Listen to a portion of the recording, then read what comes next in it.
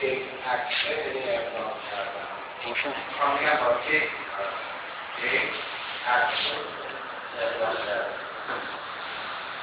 حالا یه چیزی ما جالبی بود. ولی اون جملات به عنوان درک مطلب سوال. منظور نویسنده این جمله آخری اینه که ما باید اقدام بکنیم یا نکنیم. این جمله منظور اقدام باید اقدام کرد. به چه دلیل باید اقدام کرد؟ این هم جواب میده. به چه دلیل معتقده که باید دست اقدام کرد؟ because we know enough.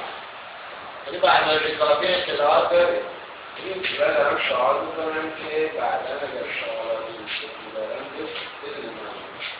این جمله دو تا سوال من می‌پرسم. بگیم که should we take action? Yes, we should. Why? Why should we take action? Because we know enough about the global warming. این اطلاعات کافی هایی درباره گرم شدن و شما